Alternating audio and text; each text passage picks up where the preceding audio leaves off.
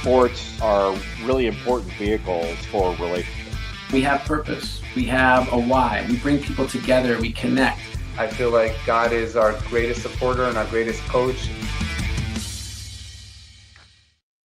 Welcome to Rabbi on the Sidelines. This is Rabbi Sherman from Sinai Temple in Los Angeles.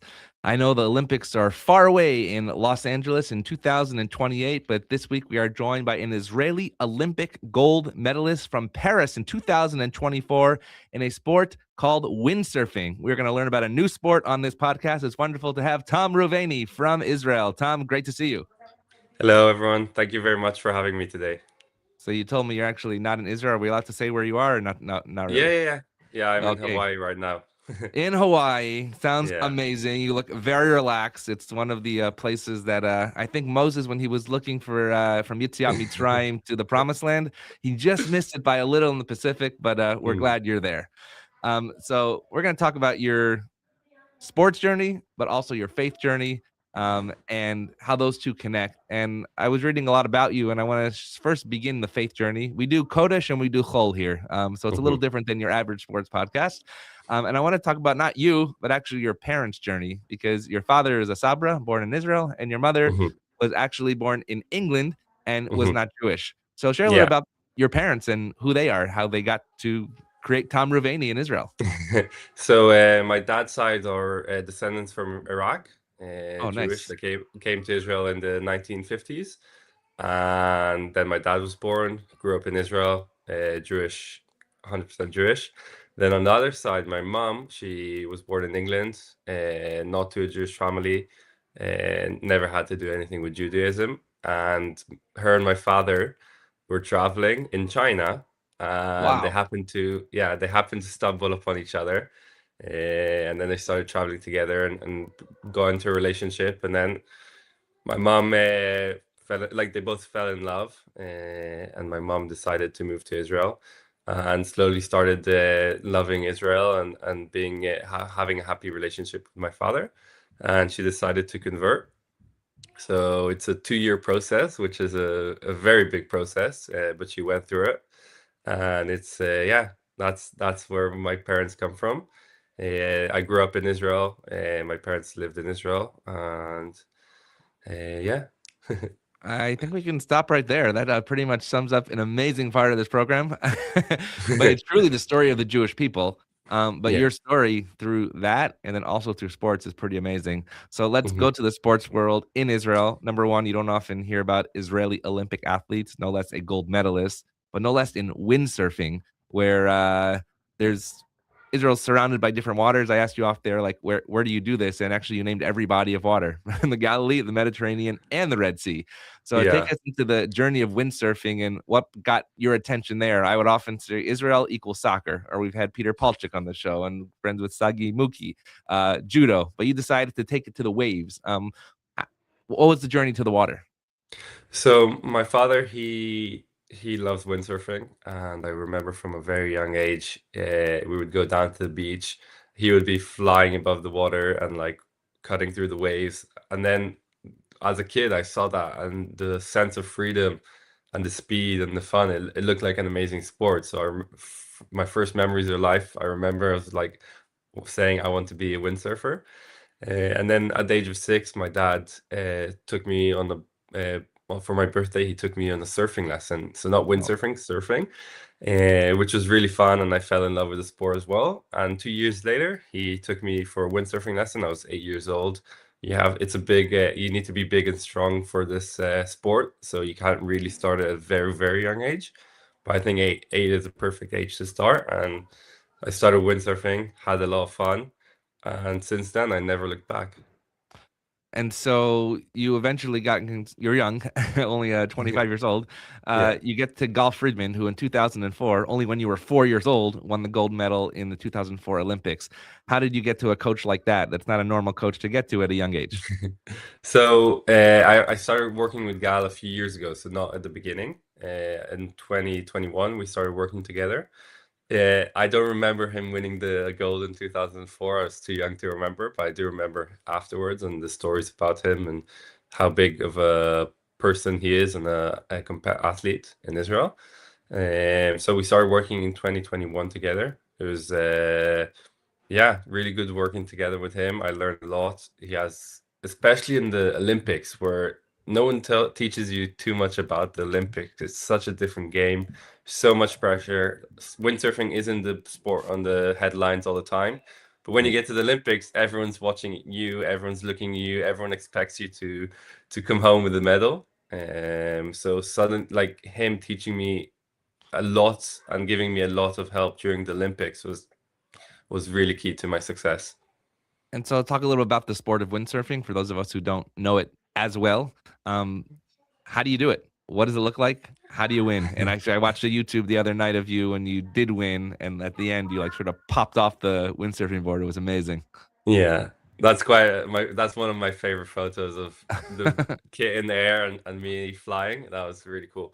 So windsurfing, we're basically we have a sail, a board, and underneath we have something called a hydrofoil, which basically it looks like a plane, and when we get to speed, it lifts off, and the board is basically hovering above the water. Really, we can go really, really fast because there's no friction between the water and the board. And basically the wind propels us through the sail. So the wind pushes the sail forward, and that's how we get speed. And we can just keep going and going and going. And basically the competition is a 6-day event, 5 days of racing. It's called normal racing, we call it, or course racing. We do a short course. We do between 3 and 4 a day. And this is how we do for 5 days. Wow. It's a bit hard to explain, but if you finish first, you get 1 point, second 2 points, third 3 points, and so on. And basically, it's a week-long regatta that whoever has the least amount of points at the end is not the winner, but he qualifies to the finals. And then we have the finals day, which is kind of like a knockout stage. And basically, we have 3 races: quarterfinal, semifinal, and final. And every time people get knocked out, and we end up with a final with 3 sailors, and whoever finishes first wins gold, second silver, and third bronze. So the race you've watched was the final of the Olympics, which I think is an amazing race.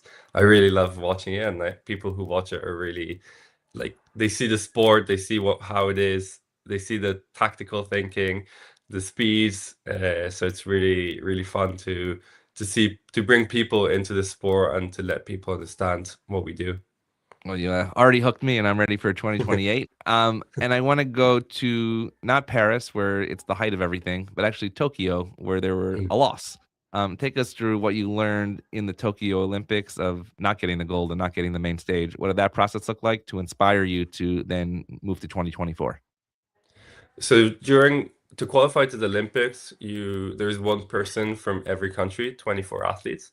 So first you have to qualify the country, and then you have to qualify yourself inside your country. And Israel is regarded quite a strong windsurf, like lots of good windsurfing athletes. So we basically compete against each other.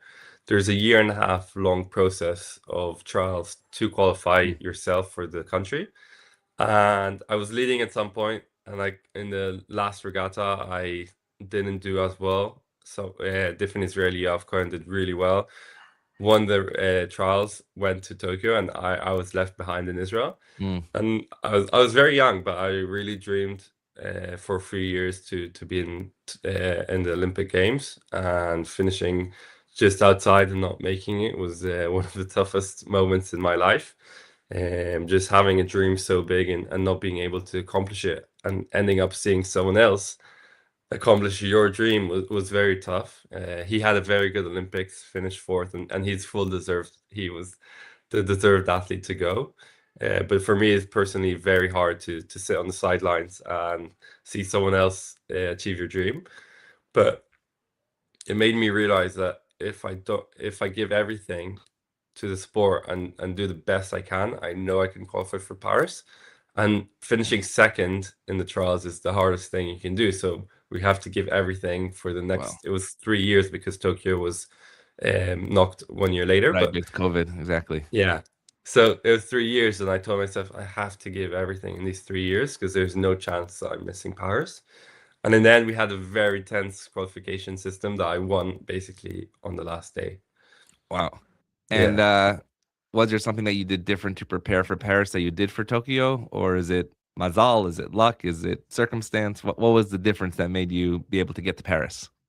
I think I matured a lot Mm. more, and I was able to deal with pressure.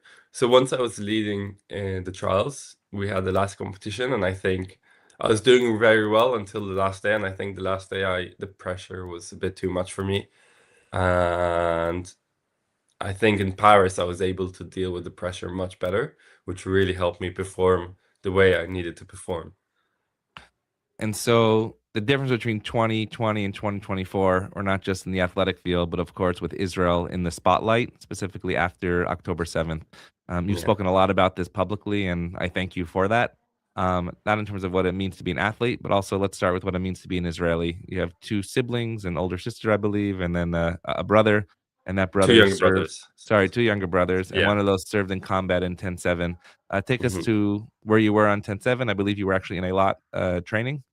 What, Yeah. what did that day look like? You know, it's one of those moments for all Jews around the world. We remember where we were. Where were you on that day?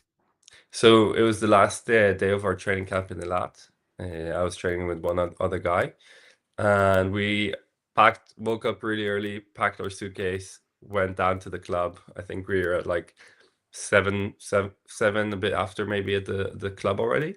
And I don't really look at the news every morning. At that time, I didn't look at the news Yeah. every morning or like be connected.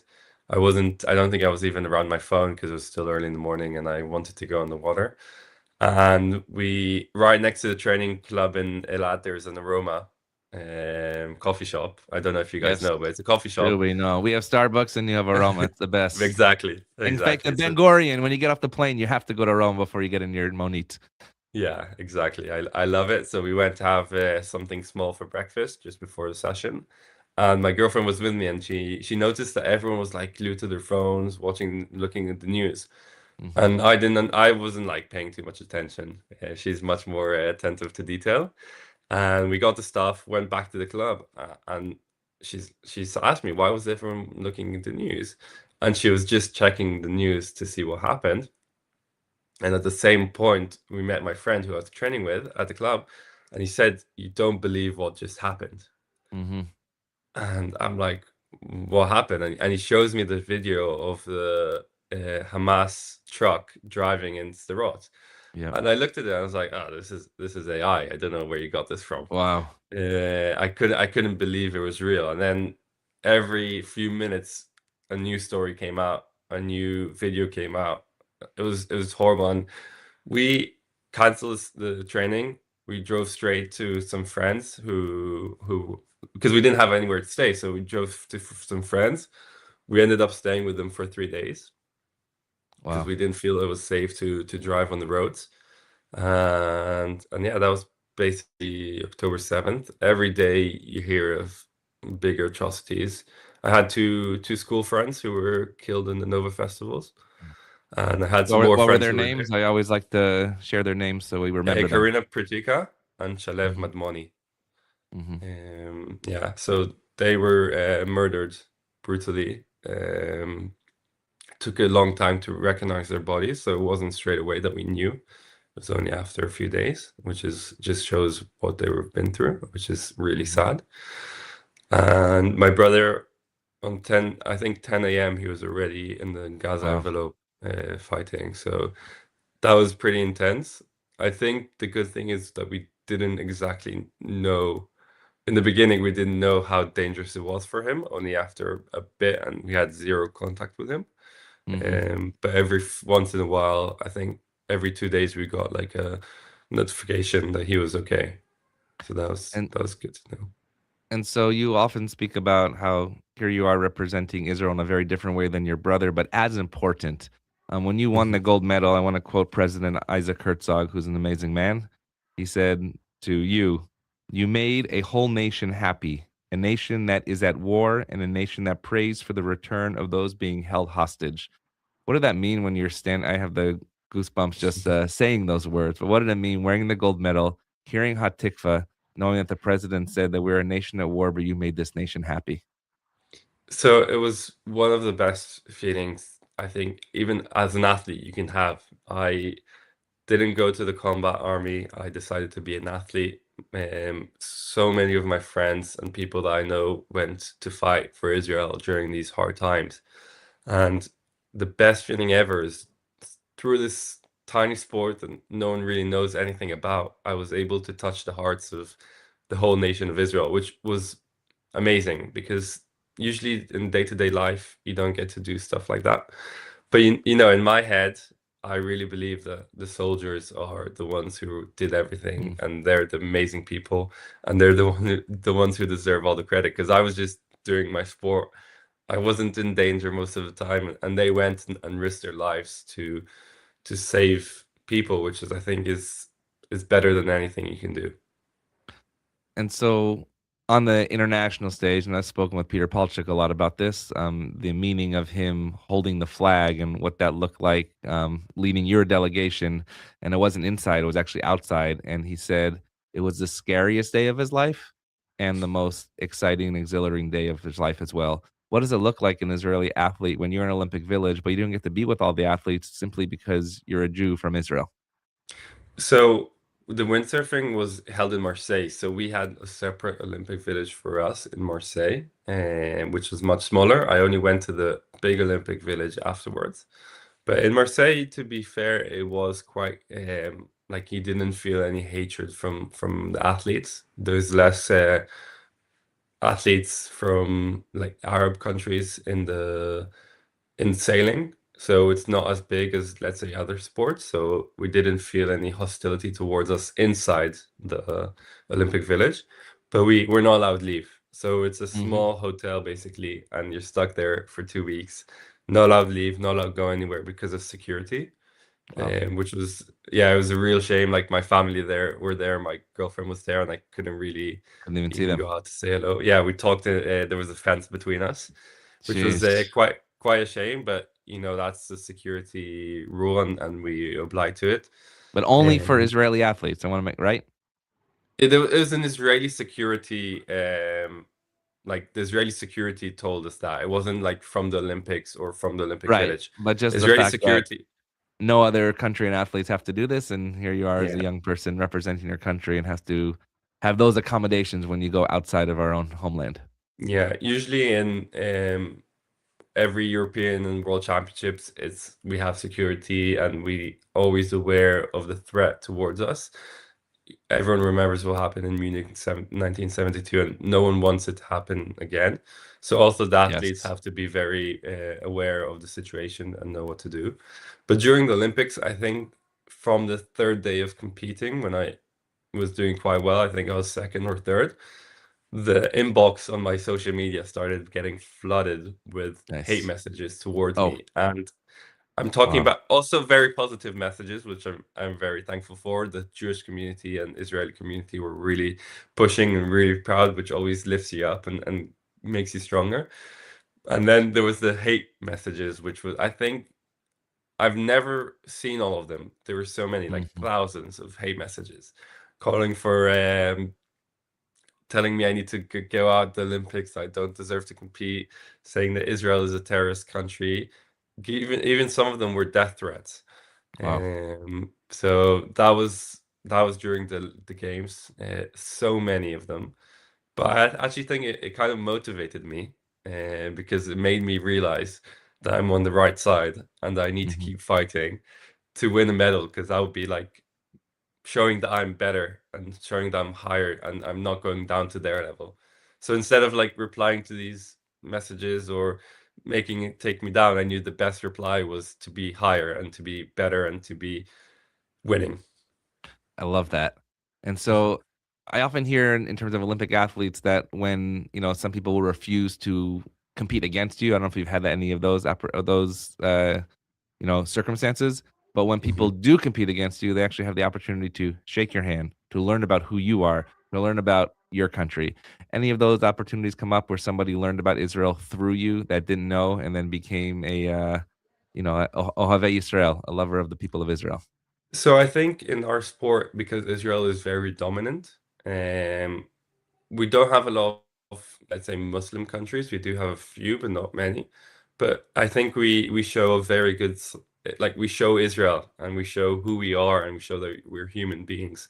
And I think that's in all sports, it's very important to have Israel participate and to be Yes. there. It's because that's a very good way to build bridges to the world, a very good way to show that we're human, we're nice people, we don't have bad intentions, and we just want to live like everyone else. And I think through sport, that's what I'm trying to show. Mm-hmm. And I'm sure other people around the world who are doing, like, presenting Israel in sport are doing the same. So I think that's what's amazing in sport, and I think that's why they're trying to take us out of sport now, or out of Eurovision, or out of these competitions, because they don't want to show that we're human. Has there been a time that you have either been boycotted against or taken out of a competition because you're from Israel? Me personally, I'm trying to think. I don't think, but I know of competitions that Israelis were not allowed to travel Of to, course. Mm-hmm. or competitions that like there were senior worlds when I was a bit younger that they weren't allowed to travel to, as on Oman, and there was another youth event that one of the girls was allowed to travel. She won, and then they didn't play the tikva on the Oh wow. podium. So Yeah, let's so that was a bit. take us to the Hatikva moment where you're standing on that stand, Liotam Chofshi Be'artseinu. When you hear that, when you see that, who's in the crowd, or do you see people singing the Hatikva with you? Describe that moment to us that only you can experience and share with us. So I've in windsurfing, like I said, we don't have a big audience, we don't have many fans, and then I walk out onto that podium and I just see the whole field filled with Israeli flags. And what was amazing Ooh, to I'm me in is that, tears for that. Wow. yeah, I have goosebumps too. But what was really amazing is that most of the Israeli flags had the Hatufim symbol. Yes, the hostages. So that was like, that really sent me Mm. back to the moment, and just remember what's going on in Israel. But then on the other hand, being there with all the Israeli flags, hearing the tikva was just amazing. The only problem I had is that the all the like the music of the tikva was faced towards the audience, so Oh. I couldn't really hear the music. So I didn't know when it started and when it stopped. So I was actually quite confused. But I tried to sing, and I was like, okay, if I'm not in the sync, it's okay. This is the moment, and just to be here and sing the tikva. And I think that was so powerful, and I think it really meant a lot to everyone, also in Israel, and I think probably the Jewish community around the world, just to hear the tikva and to show that we are here and that we are great and that we can be good at sports as well and be good at lots of things. I think that's really powerful for Israel and the Jewish community, and I'm really proud that I was able to do that for our country. So it just means that you have to have another opportunity to hear the Hatikva that will be in sync with you. And that, of course, is going to be in Long Beach and Los Angeles when all of us at Sinai Temple are going to be with you, cheering you on. And what's most beautiful is that it won't have a hostage symbol. God willing, Ran Vili of Zichron Levrcha will be also returned home. And so, as an Israeli, what does that mean that in 2024 there were hundreds of hostages? But today, when we're speaking, there's only one left, and God willing to be returned soon. Actually, Omer Shem Tov was here in Sinai Temple 2 weeks ago. Eli Sharabi Wow. is actually going to be here at Sinai Temple next week on Hanukkah. What does that mean in Israeli that that people are home? I think it's just a big rock that's been lifted off our shoulders. I think every single one of us in Israel feels just relieved that they're home. I remember during the games, like, always having that thought when you're after racing, you're saying to yourself, "There's people in tunnels right now," and I think Yes. that thought is just horrible, and the amount of time they spent there is just ridiculous. And I think that thought always on every single Israeli, and probably also the Jewish community, I think it weighed you down a bit, just to think what those people are going through, and that it was sometimes hard to think of and comprehend what was going on and how they were suffering for so long. Eh, So I feel very relieved that they're back home, and I'm very happy, and I hope they manage to go back to their normal lives and try and live a life that's good for them. And I think what you touched on just before, you said it so just quietly and in passing, but what you did in 2024 as a 24-year-old was huge and is huge for the Jewish community. For my children who are 14, 12, and 10, sitting in Los Angeles, during a time of war that Israel is not on an international stage, being picked on and saying, look at Hmm. this young man, Tom Reuveny. Guys, he can do it. He represents not only Israel, but us as Jews. As you said in the beginning, your mother was not born Jewish, chose the Jewish people, chose the state of Israel, and here you are representing that Israel to so many others as well. Yeah. I want to ask us an interesting question about the water. You said you've trained in the Galilee, the Red Sea, and the Mediterranean. You didn't say the Dead Sea. I'm wondering how windsurfing No, would be on Yam HaMelach.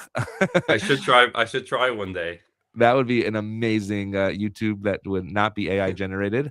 But what's the difference on the three C's and like so historical that I mean, from your mother's tradition, like the Christian tradition, you Hmm. literally walking on water on the Galilee and the Mediterranean and the Yam HaTichon, and then like Yitziat Mitzrayim. My favorite thing to do when I go to Israel by Eilat is to actually recite Micha Mocha, the song that the Israelites sang as they crossed the Red Sea, as you see the flag of Egypt right there.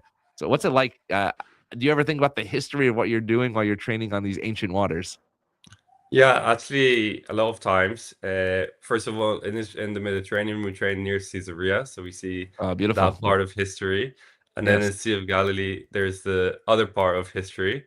And then you go to the Red Sea, and there's completely different part of history. And I think that's what's amazing in Israel is that everywhere is there is something like big history that's been there, and everywhere is so different. So if you go to the Sea of Galilee, it's very, very different to the Red Sea in terms of the background, in terms of the water. So it's really amazing to be able to change it up, and also the history there is like very big. And like I said before, when you talk to windsurfers from abroad who are Christian, who believe in Jesus, and then you tell them that you go and windsurf in the Sea of Galilee, their eyes lit up. So I think that's also a very positive thing. And some people have come to train with us in That's Israel awesome. and have amazing. come to train with us in the Sea of Galilee. So they all really enjoyed it, and they were all really amazed by Israel. And I think it's a beautiful country, and I'm happy that through our sport we can show history, and we can bring people to see the country and enjoy it. I don't know if you know much about American jewelry, but when we go to the Sea of Galilee, we do two things: the disco boat ride. I've done the banana boat, and we climb down Mount Arbel, and then we hop in the sea after that. So and Blue Beach in the Sea of Galilee. Yeah, so we train right next to there. We're in no way. Genosar.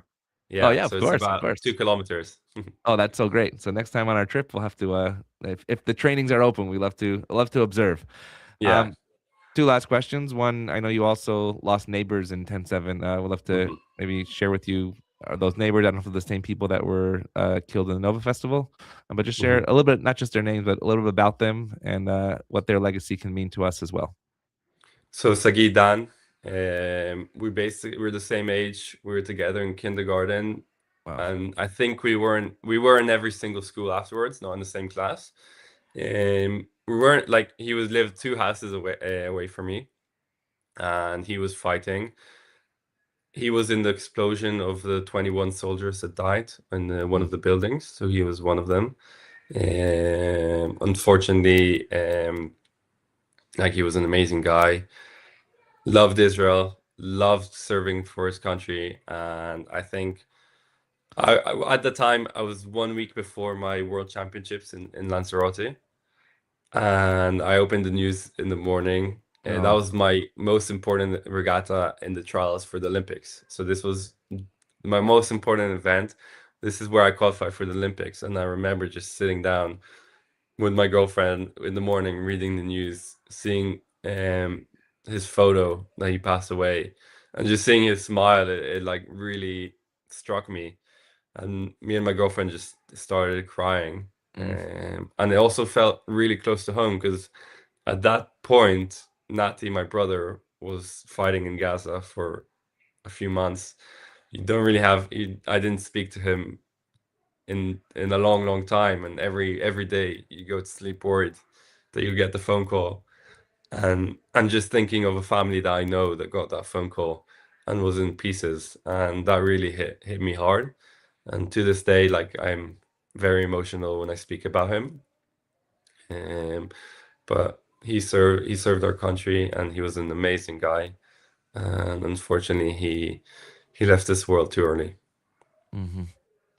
Well, thank you for sharing his words, and it's amazing. And I believe you said, I'm not sure if it's a quote exactly, but like when you won, you did it for them. You did it for everybody that allowed you and allowed us to do what we love to do. So in this live podcast, we're just a couple of days from Hanukkah. I'm not sure where you're going to be for Hanukkah, but lighting the Chanukiah, and we say Ma'alim b'kodesh v'lo moridin, that we go up in holiness and not down. That's how we follow Rabbi Hillel and not Shammai. Shammai said you should take a candle away every night, but here is Rabbi Hillel who says actually add a candle each night. And listening to your story, that's exactly what you do every day, every year. You add light to what we're doing. And so give us your Hanukkah message as you go to LA 2028. I hope this is just the beginning of the relationship with us at Sinai Temple and Rabbi on the Sidelines. As you begin to train here, you'll meet our community. I promise when you come to Sinai Temple, you're going to be embraced and supported in any way that we can help you.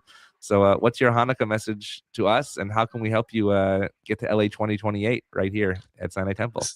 So first of all, we'll meet in July. I'll be in LA. I'd love to come and see your. I'd love to come and see your synagogue and be with you guys. You seem really amazing, and that's what I love about the Jewish community, is that we always, just like in Hanukkah, we lift each other up, and we just add. And I think the power the Jewish community gave me during the Olympic Games was incomparable. Just amazing people, and we lift each other up. And I think that's what makes us so strong, is that you see in other places people try and tear each other down and bring each other down and tear them apart, but we actually lift each other up, and we're proud of each other, and we're strong. And I think that's what makes this community and this faith so amazing and so good. Tom Reuveny, I could not have said it any better. 2024 Olympic gold medalist in windsurfing, now a friend of Rabbi on the Sidelines and Sinai Temple. Enjoy Maui, as we I want to let everybody know it's 8:30 or 9 o'clock in Los Angeles. I didn't realize you were going to be in Maui. I thought it was going to be 6 p.m. in Israel. It is 6 a.m. in Maui. That is true dedication to Rabbi on the Sidelines, our earliest guest ever. But it's really an amazing opportunity to meet you, to share your story with our sports and faith community, Jewish, not Jewish, Israel, around the world. You are a Hanukkah story, sharing light and bringing or allowing us to lift people up. Tom Reuveny, wonderful to see you, and we'll see you soon. Have a wonderful day. Thank you so much.